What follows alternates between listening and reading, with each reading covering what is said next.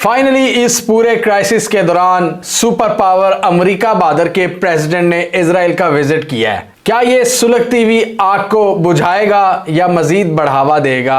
आज की इस वीडियो में हम इस दौरे की अहमियत को समझने की कोशिश करेंगे। बाइडेन किस मकसद के लिए गए हैं इजराइल? बाइडेन की इजरायली प्राइम मिनिस्टर नेतन्याहू से मुलाकात हुई है और उसमें मल्टीपल टॉपिक्स उन्होंने डिस्कस किए हैं, जिसमें गजा, फलस्तीन, हमास और इजराइल की सिक्योरिटी। हम उनके पॉइंट्स को देखेंगे। इसके अलावा हम टर्किश रिस्पांस भी देखेंगे और उस पर इजराइल का रिस्पांस। बहुत से रीजनल प्लेयर्स इस वक्त एक्टिव हो रहे हैं इस क्राइसिस के पेश नज़र। पिछली 2-3 वीडियोस में हमने जिक्र किया था स्पेशली सऊदी अरेबिया और ईरान का किरदार, वो किस तरह अपना किरदार अदा कर रहे हैं। रूस और चाइना के रिस्पॉन्सेस को भी हमने देखा था। आज हम देखेंगे अमेरिका बहादुर और तुर्की, इनके रिस्पॉन्सेस। तो बाइडेन पहुंचे हैं इजराइल, उनकी मुलाकात हुई है और उसमें उन्होंने जप्फी डाली प्राइम मिनिस्टर नेतन्याहू को और उन्होंने कहा मेरी सारी सपोर्ट आपके लिए है, सारी सपोर्ट। उन्होंने कहा कि you don't have to be a Jew to be a Zionist. मैं भी एक ज़ायनिस्ट हूँ और ज़ायनिस्ट आपको पता है, ज़ायनिस्ट उन लोगों को कहा जाता है,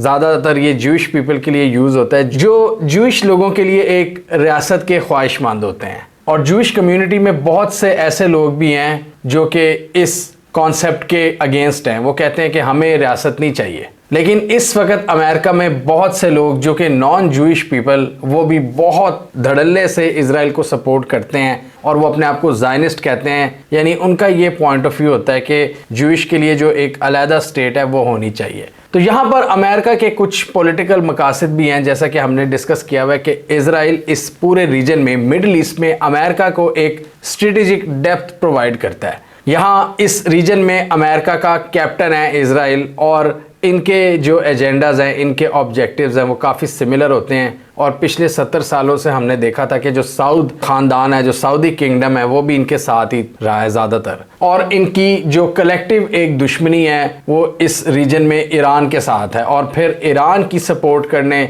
स्ट्रेटेजिकली रूस आता है मैदान में और बाद में फिर हमने देखा सीरिया भी शामिल हो गया उस कैंप में जो कि एंटी यूएस कैंप था। और बीच में हमने देखा बहुत सी रियासतों ने, अरब रियासतों ने इजराइल को आहिस्ता आहिस्ता तस्लीम किया है। सऊदी अरेबिया के साथ भी नॉर्मलाइजेशन टॉक्स जारी थी, जिसको सऊदी अरेबिया ने कैंसिल कर दिया है। और अमेरिकी सेनेटर्स का एक वफ्द भी सऊदी अरब पहुंच रहा है कि इनकी रिक्वेस्ट करेगा सऊदी से कि आप ये जो पीस टॉक्स थी इजराइल के साथ, नॉर्मलाइजेशन टॉक्स, इनको जारी रखिए। बाइडेन ने जॉर्डन का भी विजिट करना था और जॉर्डन ने बाइडेन के साथ जो एक समिट थी उसको कैंसिल कर दिया है एक खतरनाक हमले के पेशे नज़र, ये जो गजा में हुआ। और बाइडेन के इस ट्रिप को इस हमले के पेशे नज़र देखा जा रहा था कि एक दिन पहले ये इतना बड़ा सानहा हो गया बाइडेन के आने से जस्ट 24 आवर्स अगो। ये सारा वाकया बाइडेन के जो प्लान्स थे इजराइल में मुलाकातों के, उन पर असरअंदाज नहीं हो सका और बाइडेन ने उसी तरह से इजराइल की सपोर्ट का ऐलान किया है।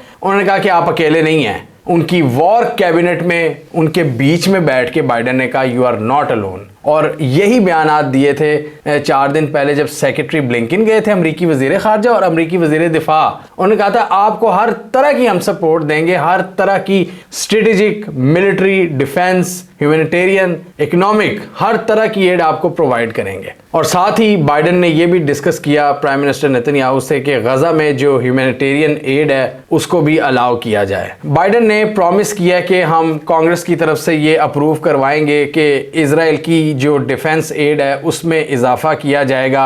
इसके अलावा फ़लस्तीनियों की जो इमदाद है उसको भी जारी रखा जाएगा। यानी दोनों तरफ, जैसे मैं बात करता हूँ ना कि as a super power America दोनों साइड्स पर खेलता है, दोनों साइड्स पर अपनी हैसियत बताने की कोशिश करता है कि मैं हूँ बड़ा। और पास्ट में इसी वजह से अमेरिका ने बहुत से मुआहदे भी करवाए हुए हैं जो कि ज़्यादा कामयाब नहीं रहे। कुछ रिपोर्ट ये भी आ रही हैं कि वाइट हाउस एक $100 बिलियन पैकेज मंजूर करवाने की तैयारी कर रहा है यूक्रेन और इजराइल के लिए। $100 बिलियन का पैकेज। और इस पर अमेरिका के जो टैक्स पेयर्स हैं उनकी तरफ से तनकीद आ रही है कि आप हमारा पैसा इन दूसरी जंगों में क्यों झोंक रहे हैं। वैसे तो हिस्टोरिकली अमेरिका बहादुर ये करता है, इराक में झोंका, अफगानिस्तान में, वियतनाम में। तो अब ये दो एक नए बैटल फील्ड्स हैं, यूक्रेन और इजराइल, इनकी सपोर्ट में अमेरिका एक फ्रेश एड, एक बहुत बड़ा पैकेज लॉन्च करने जा रहा है। व्हाइट हाउस की तरफ से ये कोशिशें शुरू हो गई हैं। इस पर अमेरिकी प्रेसिडेंट से सवाल हुआ एक इंटरव्यू में कि मतलब ये क्या आप अफोर्ड कर सकते हैं इतना बड़ा पैकेज आप फॉरेन जंगों के लिए। तो बाइडेन का बड़ा क्लियर जवाब था। ये बड़ी मुझे हैरानी हुई कि उसमें उन्होंने कोई मतलब ढके छुपे अल्फाज में नहीं, उन्होंने क्लियर कहा, उन्होंने कहा we are the super power, हम कुछ भी कर सकते हैं। ये हमारे इंटरेस्ट में है कि हम अपने दोस्तों में से किसी को भी सपोर्ट करें। ये बाइडेन ने क्लियर कह दिया है कि हम सुपर पावर हैं, हम किसी को भी सपोर्ट कर सकते हैं, हम अपना पैसा निकाल के अपनी मर्जी से जो हमारे स्ट्रेटेजिक ऑब्जेक्टिव्स हैं उनको गेन कर सकते हैं, चाहे वो यूक्रेन हो चाहे इजराइल हो। Are the wars in Israel and Ukraine more than the United States can take on at the same time? We're the United States of America, for God's sake. The most powerful nation in the history, not in the world, in the history of the world. The history of the world. We can take care of both of these and still maintain our overall international defense. ये clear US की तरफ से एक line आई है which is very very surprising. पता तो हम सबको था लेकिन ओपनली बाइडेन ने कहा है। जैसे आजकल बात होती है ना कि अमेरिका एक डिक्लाइनिंग सुपर पावर है और बहुत से लोग अमेरिका में सवाल उठा रहे हैं कि क्या अमेरिका को दूसरी जंगों को फाइनेंस करना चाहिए या नहीं। बाइडेन ने कहा है हम कर सकते हैं, हमारे पास बहुत पैसा है, हम सुपर पावर हैं। क्लियर उन्होंने कहा है कि we are the number 1 country in the world. We are the most powerful nation in the history of the world. We can take care of Israel and Ukraine and still maintain our overall international defense. Good confidence.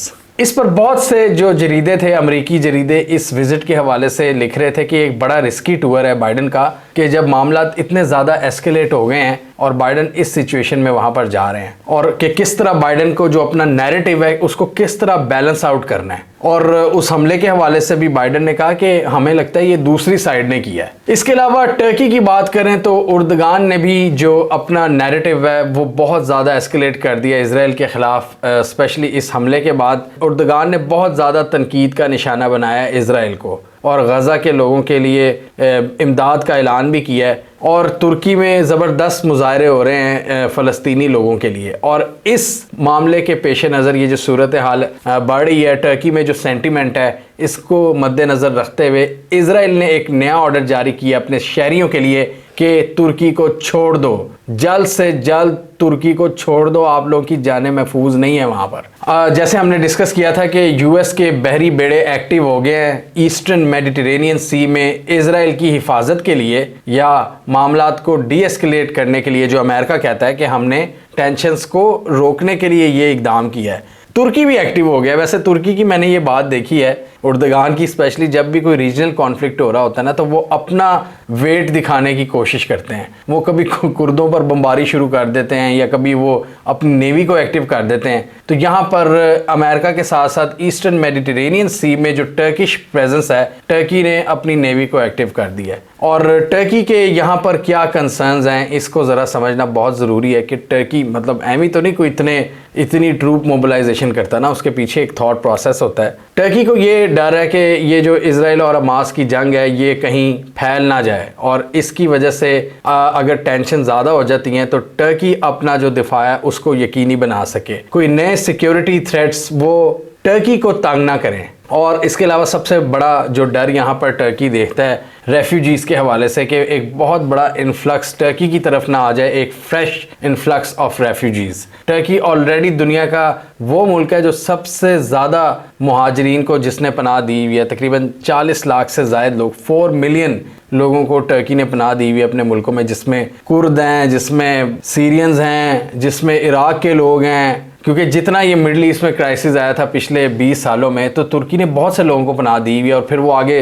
Germany में भी पनाह लेते हैं, Europe के दूसरे मुल्कों में। लेकिन टर्की एक गेटवे है। टर्की को ये डर है कि ये जो 2 मिलियन लोग हैं गज़ा के, अब ये एक नए क्राइसिस की वजह से जब ये मूवमेंट करेंगे, जब ये अपनी जानें बचाने के लिए आगे निकलेंगे तो ये समंदरों के रास्ते या कहीं इनके बॉर्डर की तरफ ना आ जाए, तो टर्की ने उस पर भी एक चेक एंड बैलेंस रखना है। जैसे हमने पिछले दिनों में डिस्कस किया था कि पाकिस्तान अफगान रेफ्यूजीज़ को निकालने का सोच रहा है, इस तरह टर्की भी कहता है कि हमारी भी लिमिट पूरी हुई है, हम भी मज़ीद रेफ्यूजीज़ को एक्सेप्ट नहीं कर सकते। और टर्की की ऑब्वियसली यूरोपीय यूनियन से भी एक अंडरस्टैंडिंग है कि कितने लोगों को इन्होंने दाखिल करना है, क्योंकि जितने टर्की में दाखिल होंगे उतना ही उनका डर होता है, वो आगे की तरफ भी जाते हैं। फिर यूरोपीय यूनियन उससे बहुत ज़्यादा डरता है। यूरोपीय यूनियन ने तो स्पेसिफिक रखा है सबका कोटा 2000 3000, वो इससे आगे नहीं बढ़ते। तो टर्की अपनी साइड का जो साइप्रस है वहाँ पर नेवल ड्रिल करने का इरादा रखता है, एक पावर शो करने का इरादा रखता है टर्की। और ये जो नेवल ड्रिल टर्की करने जा रहा है मेडिटेरेनियन सी में, इसमें टर्की पूरी दुनिया को एक पैगाम देना चाहता है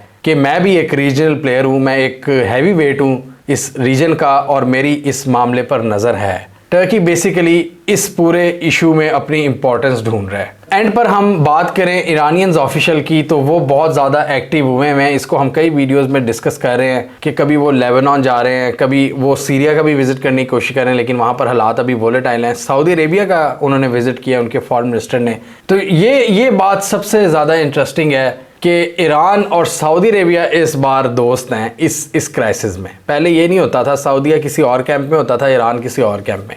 ये जो सबसे एक डिफरेंट चीज़ है ना इस सिनेरियो में कि सऊदीज़ और ईरानियंस एक हैं, मतलब बातचीत कर रहे हैं। हमने देखा था इब्राहिम रईसी और मोहम्मद बिन सलमान के दरमियान राब्ता हुआ था, और जो ये ईरानियन फॉरेन मिनिस्टर हैं बहुत ज़्यादा एक्टिव हुए हैं, अपनी फ़ोन कॉल्स और अपने विज़िट्स इन्होंने एक्टिव रखा हुआ है। सऊदी अरेबिया से मज़ीद बातचीत करने के लिए गए हैं, और ये हम देख रहे हैं कि इस वक्त सऊदीज़ और ईरानियंस अपनी लाइन ले रहे हैं, अपनी इंडिपेंडेंट अप्रोच के साथ आगे बढ़ रहे हैं बग़ैर किसी प्रेशर के। सऊदीया पे हमेशा एक अमेरिका का प्रेशर हुआ करता था, जो इस बार नहीं नज़र आ रहा। सऊदी अरेबिया इंडिपेंडेंट अप्रोच के साथ आगे चल रहा है, और सऊदी अरेबिया ने भी गज़ा के लोगों की जो तकालीफ हैं उनकी खुलकर उन पर आवाज़ उठाई है। ये चीज़ अमेरिका बादर के लिए ऑप्शंस कॉम्प्लिकेट करती है, उनकी जो हेजिमनी है वो अंडरमाइन होती है, और यूएस निगोशिएशंस करने पर फिर मजबूर हो रहा है इस सूरत हाल में कि यूएस को भी उसी तरह प्रोएक्टिव डिप्लोमेसी करनी पड़ रही है। यहाँ पर दुनिया का मीडिया ये भी सवाल उठा रहा है कि बाइडन की जो पॉलिसी है इस वक्त शदीद चैलेंजेस का शिकार है मिडल ईस्ट में, क्योंकि इजराइल उनका एक मेन पार्टनर है और वो इस वक्त ख़तरे में है।